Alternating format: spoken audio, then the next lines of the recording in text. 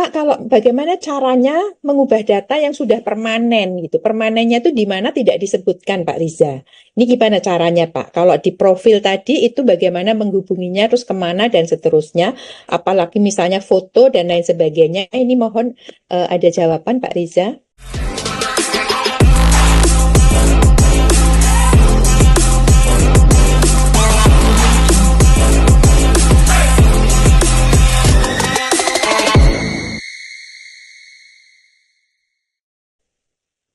Baik, statement permanen di sini tuh untuk waktu proses pendaftaran akun itu, Bu.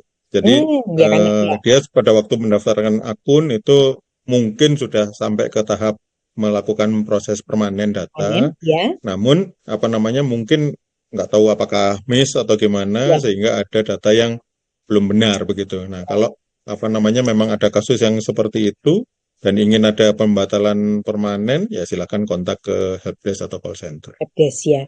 Oh iya, berarti kalau permanen ini konteksnya pasti ke akun SNPMB gitu ya. Dan permanen. Tapi ada juga yang bertanya itu di medsos tentang kalau NIK saya salah gitu. NIK saya salah itu malah saya sarankan untuk biarin saja NIK-nya itu. Toh seleksinya bukan melalui NIK-nya itu. Nanti kalau diterima baru kemudian dibenarkan. Yang benar seperti apa. Supaya tidak melakukan pembatalan permanen dan lain sebagainya. Tapi kalau itu mau dilakukan, coba ditanyakan ke helpdesk gitu. Terus kemudian Pak, ini pertanyaan yang klasik ya. Ini saya jawab bisa kok Pak. Simpan permanen sampai kapan gitu? Nah kalau mau daftar SNBP boleh nggak? Kalau SNBT itu kalau nggak salah kan 27 Maret baru boleh sampai simpan permanen. Ini gimana Pak kalau untuk yang akun SNPMB yang mau daftar SNBP sampai kapan nih Pak simpan permanennya? Jadi prinsipnya sebenarnya gini, pada waktu Anda masuk ke halamannya si aplikasi ini apa pendaftaran SNBP, itu siswa diwajibkan sudah permanen data dulu begitu. Jadi ya kalau mau permanennya sampai kapan ya sampai batas akhir dari pendaftaran SNBP berarti ya. Oh, tapi kan tertulisnya itu 18 Februari. Pendaftaran SNBP tutupnya juga 18 Februari. Iya Itu betul. walaupun cuma 10 menit, bahaya ya Pak ya? Ya anu lah itu mempertaruhkan nasib Rawan ya namanya. Pak? Ya, rawan ya jadi ya. Jadi sebaiknya jangan dilakukan di akhir-akhir, apalagi ketika mungkin tadi masih mau memasukkan beberapa hal, terutama tentang prestasi, dokumen-dokumen yang lain gitu.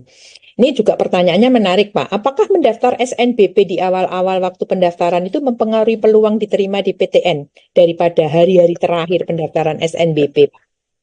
Tidak ya untuk ke apa namanya ke PTN tidak ditentukan oleh berapa tanggalnya. Oke, jadi sama sekali tidak ada hubungannya ya, karena Tidak itu ada hubungannya. independen, proses seleksinya nanti begitu ditutup, baru kemudian proses seleksinya bisa dijalankan Iya. gitu, Pak ya.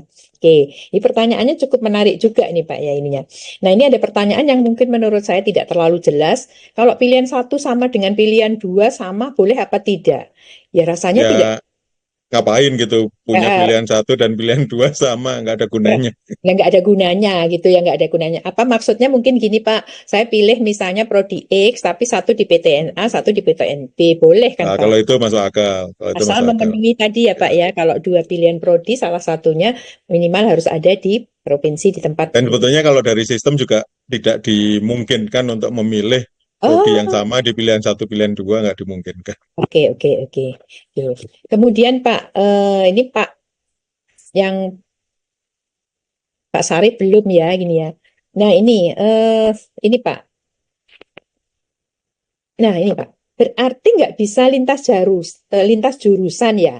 Apakah tadi kan dijelaskan bahwasanya tadi ada mata pelajaran pendukung prodi gitu. Ini bagaimana Pak? Jadi sebenarnya kalau terkait dengan lintas jurusan atau lintas apa ya, lintas minat ya nyebutnya.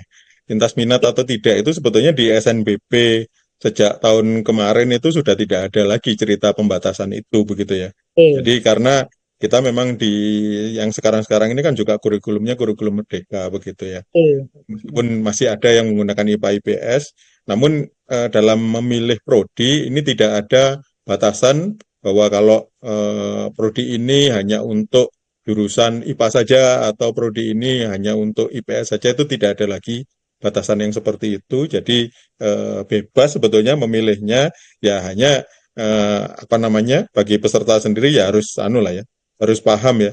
Kalau dia apa namanya mau bersaing di prodi tertentu, sedangkan pada waktu di SMA-nya tidak mengambil apa namanya pelajaran tersebut karena pelajarannya mungkin pilihan begitu ya, kalau di kurikulum Merdeka ya harusnya nggak ngambil prodi yang itulah gitu ya Ya, harusnya, betul. karena harus sesuai dengan apa namanya pelajaran yang diambil pada waktu pilihan di SMA-nya begitu ya, harus sesuai ya, karena nanti penilaian di PTN itu dasarnya salah satunya adalah dari mata pelajaran pendukung begitu ya. Jadi kalau Anda tidak punya nilai di mata pelajaran pendukung, ya nol ya jadinya ya nilai dari mata Ya, pelajaran iya. pendukungnya begitu. Dan itu sayang ya, Pak ya. Ya. Jadi artinya misalnya prodinya itu menghendaki mata pelajaran fisika, terus waktu dulu nggak ikut fisika gitu, berarti bisa dienolkan. Jadi bobotnya itu sayang. Berarti itu memahami, tapi kalau tetap nekat,